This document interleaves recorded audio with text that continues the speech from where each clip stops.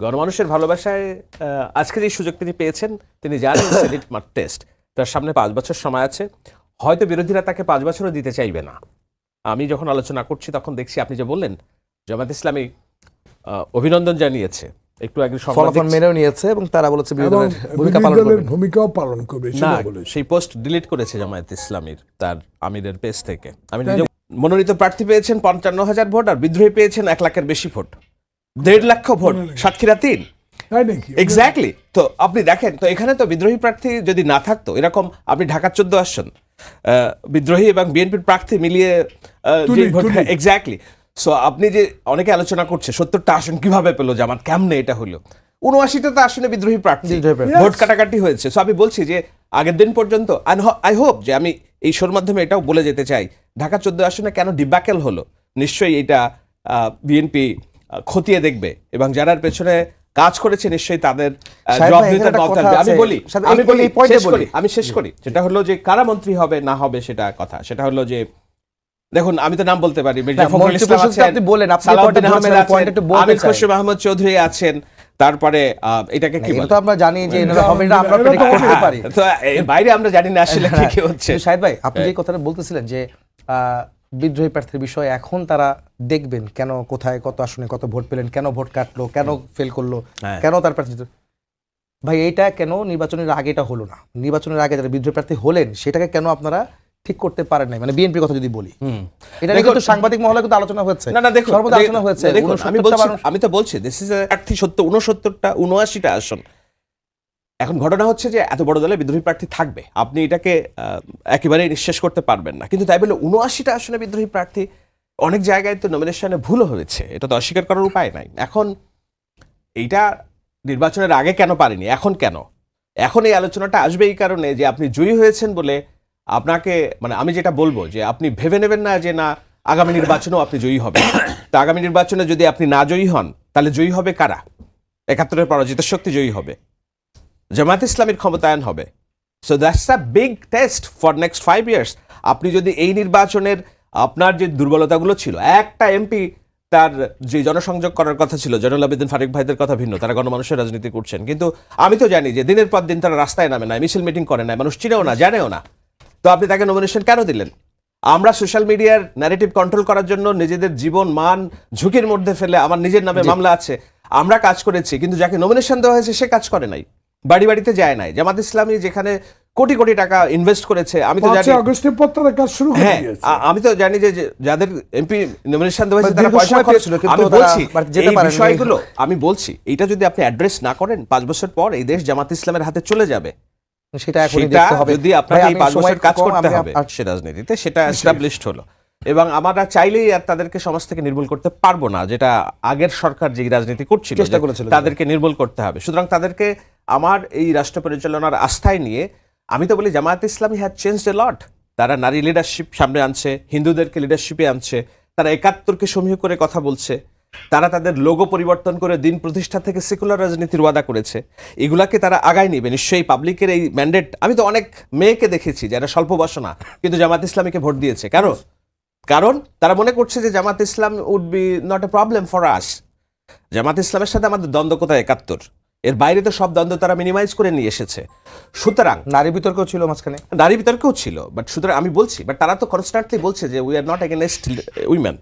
আপনি দেখেন ঢাকা বিশ্ববিদ্যালয়ের সম্মানিত শিক্ষিকা মনামি, ওনার মতো একজন প্রগতিশীল নারীও জামাত ইসলামের প্রচারক হিসেবে মাঠে নেমেছেন। সুতরাং নারীর প্রতি যে দায়বদ্ধতার জায়গাটা, সেটাও তো জামাত ইসলামকে এখন ভাবতে হবে। So it's a big jump for Jamaat Islam. At the same time আমি এটাও বলতে চাই, এই 77টা আসনেই যে জামাত ইসলাম পেয়েছে এমন না। It's a combination of all anti BNP vote. এই অ্যান্টি বিএনপি ভোট মানে আওয়ামী লীগের ভোট, আওয়ামী লীগ বিএনপির বিদ্রোহীদের ভোট, সবকিছু মিলিয়ে এই তাকে সবাইকে নিয়ে পথ চলতে হবে, এটা তিনি বুঝেছেন। এবং সেই বোঝার জন্য তিনি বার্তাও দিচ্ছেন যে না, আমি সবাইকে নিয়ে পথ চলবো, এখানে সবার প্রতি তার একটা সমান বিচার থাকবে। তিনি বলছেন আজকের সংবাদ সম্মেলনে, আপনি যেহেতু ছিলেন, উনি কি বলছেন? উনি বলছেন স্পষ্ট 3টি কথা, এটা আমি একটু পড়ে শোনাই। কথাটা হচ্ছে যে উনি বলছেন অগ্রাধিকার 3টি। একটা হলো আইনের শাসন নিশ্চিত করা, আর্থিক শৃঙ্খলা ফিরিয়ে আনা এবং দেশকে ঐক্যবদ্ধ করা। দেশকে ঐক্যবদ্ধ না করতে পারলে কোনো নীতি কার্যকর হবে না। তো উনি তো বুঝেছেন ভালো, তাই না? ওনার প্ল্যান এমন না যে উনি ক্ষমতায় নিয়ে হুঙ্কার দিচ্ছেন, হামকি দিচ্ছেন, এটা করবো ওটা করবো, দেখে নিব বিরোধী দল তোমরা কেমন রাজনীতি করো না। তিনি জানেন যে ঐক্যবদ্ধ রাজনীতি করতে হবে। সুতরাং 17 বছর যে পরে তিনি দায়িত্ব নিচ্ছেন, তার আমি এর আগেও একটা কথা বলেছি, বাংলাদেশের সম্ভবত তারেক রহমান একমাত্র রাজনীতিবিদ যে যার বিরুদ্ধে সবচেয়ে বেশি নেগেটিভিটি গণমাধ্যমে ছড়ানো হয়েছে অ্যাজ এ হোল বাংলাদেশের হিস্ট্রি যদি আপনি কল্পনা করেন পরিকল্পিতভাবে। তো তার যে একটা চরিত্র ছিল কিংবা তার সম্পর্কে যে ভাবনা ছিল মানুষের, যেভাবে গণমাধ্যম তাকে চিত্রিত করেছে, সেই জায়গায় আজকে যদি আমরা তারেক রহমানকে দেখি তাহলে এক বদলে যাওয়া তারেক রহমান। আমরা এটা আশা করতে পারি যে তিনি তার সর্বোচ্চটা দিয়ে মানুষকে দেওয়ার চেষ্টা করবেন। কতখানি পারবেন সেটি প্রশ্ন সাপেক্ষ, কিন্তু ওইটাই তো লিডারশিপের চ্যালেঞ্জ, যে সকল প্রতিবন্ধকতাকে সামনে নিয়ে, আমলে নিয়ে এবং ওটা বিবেচনা করে যে পথ চলতে পারবে, সেটাই তো good leadership. I hope he will be a good leader for Bangladesh. দেখুন, বাংলাদেশ জাতীয়তাবাদী দলের প্রতিষ্ঠাতা চেয়ারম্যান শহীদ প্রেসিডেন্ট জিয়াউর রহমান, শাহেদ ভাই যেটা বলেছে সত্য কথাটা ফোন দিচ্ছিলেন। সত্য কথা বলার দরকারি দেশে ডেভেলপ করতে হলে, সুশাসন প্রতিষ্ঠা করতে হলে, আইনের শাসন প্রতিষ্ঠা করতে হলে কারা বলবে সত্য কথাটা? রাজনীতিবিদরা, যারা সরকার গঠন করে দেশ পরিচালনা করে, তাদেরকে সত্য কথাটা বলতে হবে।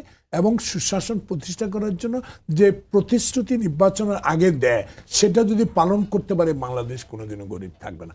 আমার দৃষ্টিতে, আমি ক্ষুদ্র রাজনৈতিক একজন কর্মী, 5 বার এমপি হওয়ার সৌভাগ্য আমার হয়েছে, এবার 6ঠবারের মতো। এবং বাংলাদেশে মুক্তিযুদ্ধের একজন কর্মী হিসাবে আমি শুধু নিজকে এইটুকু বলতে চাই যে এটা ধরে রাখার জন্য তারেক রহমানের যে গুণাবলী, 16 বছর ধরে নির্বাচনে থাকার পর তার যে প্রধানমন্ত্রী হবার যোগ্যতা অর্জন করেছে, মানুষের ভোটাধিকার, ভোট দিয়ে, আমার ভোট আমি দিব, যাকে ইচ্ছা তাকে দিব, এই কথা বলার পর মানুষ বিশ্বাস করছে তাকে। সেই কারণে আজকে আমরা নিরঙ্কুশ সংখ্যাগরিষ্ঠতা অর্জন করেছি। এখানে একটি কথা সাহেব বলেছে, যে কথাটা ধরে রাখতে হবে, সরি, তারেক রহমানকে পরিকল্পিতভাবে 16 বছর ধরে যে এক শ্রেণীর মিডিয়া, পরিকল্পিত, সকল মিডিয়া না, এটা পরিকল্পিত, ডিজিডিএফআই তখনকার আমলের এনএসআই পরিকল্পিতভাবে মিডিয়ার স্বাধীনতা খর্ব করে তারেক রহমানের বিরুদ্ধে লেখার জন্য একটা চাপও সৃষ্টি করেছে, যেটা আমি আপনাদের মিডিয়ার সাথে 16 বছর ধরে আমি এই টক শোতে আসার আমার সৌভাগ্য হয়েছে, আপনাদের আমন্ত্রণ বারবার বলেছেন আপনি এই কথা বলে। সেই কারণে আমি মনে করি যে তারেক রহমানকে যা বলা হয়েছে সে তারেক রহমান সেটা না। তারেক রহমান 2001 সালে ক্ষমতা আসার পরে আমি তার সফর সঙ্গী ছিলাম, সারা বাংলাদেশে ইউনিয়ন পরিষদের যে প্রতিনিধি সম্মেলন করেছে, তখনই আমি তার মধ্যে দেখেছি এই গুণাবলী। আস্তে আস্তে একদিন আমি বলেছিলাম, যখন উনি শেখ মুজিবুর রহমানের কবর জিয়ারত করতে যাচ্ছিলেন, তখন আমি গাড়িতে, অনেক 3 নম্বর গাড়িতে মনে হচ্ছিলাম, আমার মনে হলো যে বাংলাদেশে লোক একদিন না একদিন রাষ্ট্র ক্ষমতা আসবে তার এই কর্মপন্থার জন্য। তখন কিন্তু আমরা শেখ মুজিবুর রহমানের দল, তার বিরুদ্ধে অনেক কথাই বলতাম, তবু সেখানে আমাদের জয়েন্ট সেক্রেটারি ছিলেন উনি সিনিয়র, তখন উনি ওনার কবর জিয়ারত। এটা বলার উদ্দেশ্য এইটুকু, সময় টিভির দর্শক শ্রোতাদেরকে আমি বিএনপি হিসাবে না, একজন রাজনৈতিক নেতার মাধ্যমে যেটা আমি পেয়েছি সেটাই বুঝাবার চেষ্টা করছি। এই কারণে 2001 সাল আর 2026 সাল, আজকে 14ই আজকে ফেব্রুয়ারি, 12 তারিখে যে বিজয়, উনি ভূমিধস বিজয় অর্জন করেছেন, তার দক্ষতা, মনে করেন যে ইন্টারভিউটা উনি দিয়েছে, সেই ইন্টারভিউ দক্ষতা অর্জন করেছে, বিশ্ব মিডিয়াও তাকে সেটা বলেছে। আপনি আরেকটা জিনিস দেখেন, বাংলাদেশে যে গণমাধ্যমকে যারা হেয় করে, তারা কিন্তু সমাজের, আমি বলবো, শত্রু। এই কারণে যদি এদেশে মিডিয়া মানে আপনাদের মিডিয়া কর্মীরা, সাংবাদিকেরা বাংলাদেশের সত্য কথা তুলে সবসময় ধরতে পারতেন, তাহলে বাংলাদেশের রাজনৈতিক যে অস্থিরতা, খুনাখুনি কোনোদিনও হতো না। তখন যদি ডিজিডিএফআই, হাসিনার আমলের এনএসআই, এদের বিরুদ্ধে লেখার, কথা বলার সুযোগ আপনাদের থাকতো, যেটা আমরা রাজপথে চিৎকার দিয়ে বলেছি, তখন সে ক্ষমতা আপনাদের ছিল না। এই ব্যাপারে তারেক রহমানের একটা স্পষ্ট বাক্য, যে সবার আগে বাংলাদেশ, সবার আগে দুর্নীতিমুক্ত সমাজ, সবার আগে সুশাসন। জি জি, ফারুক ভাই, আমি আপনাকে একটা প্রশ্ন করতে, সেটা হচ্ছে যে মন্ত্রী পরিষদ কেমন হবে, কারা আসছে মন্ত্রী পরিষদে, যেহেতু আপনি একজন চেয়ারম্যানের উপদেষ্টাও প্লাস আর এমপিও হলেন, নিয়ে আসলে আপনারা কিভাবে কাজ করবেন, মানে কোন বিষয়গুলো চ্যালেঞ্জ হবে আপনাদের কাছে? যেহেতু জামাত আপনাদের সঙ্গে ছিল, যে আপনাদের প্রতিপক্ষ ছিল সবচেয়ে বড় আওয়ামী লীগ ছিল, কিন্তু আওয়ামী লীগ নাই, জামাত একটি বড় শক্তি হিসাবে এখন তারা আসলো, বিরোধী দলে, দেখুন সেই চ্যালেঞ্জগুলো কি কি হবে আপনাদের? আপনাদের একজন বিজ্ঞ সাংবাদিক, আপনাদের চিনি আমি অনেক দিন। জি। খোঁচায় খোঁচায় কোনো কথা আমাকে বের করতে পারবেন না, একটাই পারবেন না, আপনার challenge সত্য কিন্তু- কথা বলতে। আপনাকে তো চিনি আমি। এখন একটা কথা আমি বলি, তারেক রহমান আগামীকাল যাচ্ছে অনতিবিলম্বে ঘোষিত বিরোধী দলের নেতার বাসায়, জি, জামাতের আমিরের বাসা যাচ্ছে, এবং 11 দলীয় জোটের আরেকজনের নেতার বাসায় কাল নাহিদের বাসা তো, জি। নাহিদ সাহেবের বাসায়।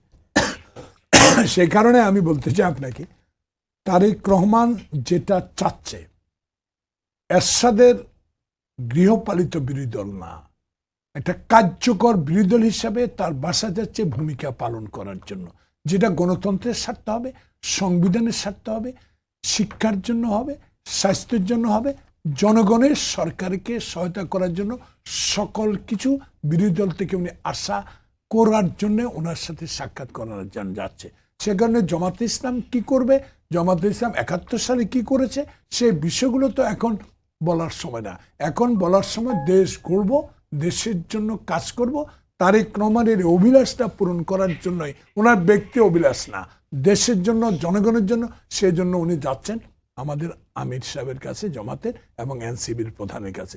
সেটা থেকে বুঝে নেওয়া উচিত আমার মনে হয়, আমার ক্ষুদ্র অভিজ্ঞতা, যে আগামীতে যে সংসদ হবে, মুখে সংসদে যা বলবে সেগুলো কার্যকর ভূমিকা পালন করতে হবে, আমরা করব, তারাও সহযোগিতা করতে হবে। ফারুক ভাই, এমন রাষ্ট্র কিছু মেরামতে করা আপনাদের- উচিত হবে না যেগুলো দেশের স্বার্থ পরিপন্থী। জি ফারুক ভাই, আপনাদের রাষ্ট্র মেরামতে আপনারা কোন কোন বিষয়গুলো বেশি গুরুত্ব দিবেন?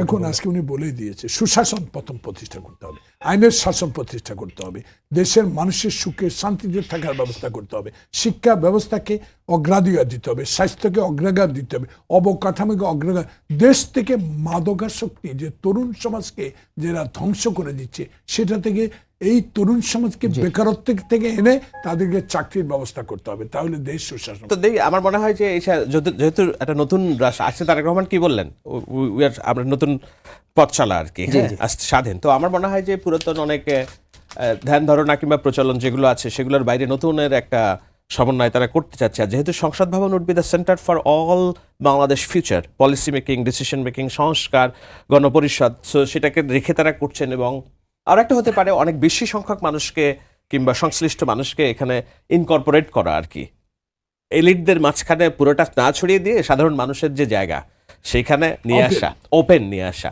ইটস এ গুড থিং, আমি মনে করি ইটস এ গুড থিং। মাটি কামড়িয়ে ধরে রেখেছিল, তাদের এই মনোবলের কারণে সকল জনগণ এবং তারেক রহমানের সময় মতো নির্দেশনা মেনে যে আন্দোলন, সেই আন্দোলনে ছাত্র জনতাকে সরাসরি সমর্থন দিয়েছে, সেই কারণে এই নিরপেক্ষ নির্বাচন অনুষ্ঠিত করতে পেরেছে ইন্টেরিয়াম গভর্নমেন্ট। সেই জন্য ওনাকেও ধন্যবাদ। ইন্টেরিয়াম গভর্নমেন্ট আমলে যে ভোট আমি দেখেছি, সেই ভোট যেন আমাদের প্রিয় নেতা তারেক রহমান ইনশাআল্লাহ আগামীকাল বা আগামী পরশু যখন শপথ নেবেন, সেই শপথের পরেও ওনার অধীনে আবার যে 14তম সংসদ নির্বাচন হবে, জনগণ প্রত্যাশা করবে এমন একটি নির্বাচন ওনার মাধ্যমে উপহার দেওয়া। কারণ উনি পারবে, এই কারণে পারবে, 16 বছর নির্বাচনে থেকে দলকে উজ্জীবিত রেখেছে, এবং সরকার গঠন করে যদি ইনশাল্লাহ, সরকার গঠন তো আমরা করবো ইনশাল্লাহ, সেই কারণে ওনার যে দক্ষতা অর্জন করেছে, আমি বিশ্বাস করি ইনশাল্লাহ উনিও এই ইন্টেরিয়াম গভর্নমেন্টের মতো ক্ষমতা হস্তান্তরের পর আরেকটি নির্বাচন অনুষ্ঠিত করতে পারবে। তবে সে নির্বাচন হবে আবারও তত্ত্বাবধায়ক সরকারের অধীনে। হ্যাঁ, এখানে জনগণের যে একটা আস্থার জায়গা তৈরি হয়েছিল আপনাদের প্রতি, এবং আমরা দেখেছি নিরঙ্কুশ বিজয় আপনারা পেয়েছেন, বিএনপি জোট। মোবাইলটা যদি একটু সাইলেন্ট করেন। তো এই বিজয়টি কি আসলে যে তাদের যে আস্থার প্রতিদান আসলে আপনারা কিভাবে দিবেন বা কিভাবে কাজ করতে চান? শুধু নির্বাচনই না, পুরো 5 বছর আপনারা ক্ষমতায় থাকতে থাকবেন আপনারা, কিভাবে সেই আস্থাকে কাজে লাগাবেন আপনারা? একটা দৃঢ় বিশ্বাস আমার আছে এই দলের কর্মী হিসাবে। এখানে একজন সিনিয়র সাংবাদিক আছেন, এই জন্য আছে 2001 সালেও আমরা সরকার গঠন করেছিলাম, 1996 সালেও 112 জনের অধিক সদস্য নিয়ে বিরোধী দলে ছিলাম, 91 সালেও আমরা সরকার গঠন করেছিলাম। এই দৃষ্টিতে আমি যখনই আমরা সরকারে ছিলাম, যখনই আমরা সরকার পরিচালনা করেছি, আমার একটা আত্মবিশ্বাস জন্মেছে এই কারণে যে আমাদেরকে দুর্নীতির সেরাও আখ্যা দিয়েছিল ফ্যাসিস্ট সরকার।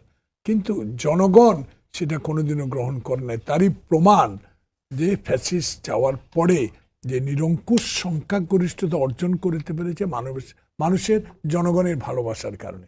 সে ভালোবাসা ধরে রাখার সক্ষমতা তারেক রহমানের এবং তার দলের আছে। এই জন্য আমি মনে করি যে আমরা যে নিরঙ্কুশ সংখ্যাগরিষ্ঠতা অর্জন করেছি, আমাদের অতীত যে কার্যকলাপ ফ্যাসিস্টকে বিদায় করে দেওয়ার জন্য সেগুলো মানুষ গ্রহণ করেছে। সত্য পথে আমরা গিয়েছি। তারা বিচার মানে কিন্তু এজলাসে লাথি মেরেছে, খেয়াল করবেন। তারা কিন্তু গণতন্ত্র নামে অগণতান্ত্রিক কাজগুলো করেছে। তারা কিন্তু সাংবিধানিক মতে তারা বলে ক্ষমতায় আছে, কিন্তু সংবিধান তোরা কোনোদিনও মানে নাই। তাদের নিজস্ব গতিতে দেশ পরিচালনা করেছে। সেটা কিন্তু তারেক রহমান করবে না। তার প্রমাণ আওয়ামী লীগ ক্ষমতা থাকার মধ্য দিয়ে 31টি দফা আমরা প্রচার করেছিলাম। তার অঙ্গীকার এখনো সেই এই নির্বাচন আগে যে ইশতেহার প্রকাশ হয়েছে সেটা যে অক্ষর অক্ষর সেই কথাগুলো লেখা আছে। আজকের সংবাদ সম্মেলনে আপনি ছিলেন, সেখানে তারেক রহমান ভবিষ্যৎ প্রধানমন্ত্রী, 2 দিন পরে বাংলাদেশের প্রধানমন্ত্রী হবেন ইনশাআল্লাহ। উনি এই অঙ্গীকারগুলো অক্ষরে অক্ষরে পালন করবেন বিদায় যারা ওনার মন্ত্রিসভার সদস্য হবেন তারাও তাকে ফলো আপ করবেন এবং তার নির্দেশনা মোতাবেক কাজ করলে ইনশাআল্লাহ আমরা মনে করব আমাদের এই সফলতা ধরে রাখতে পারবো।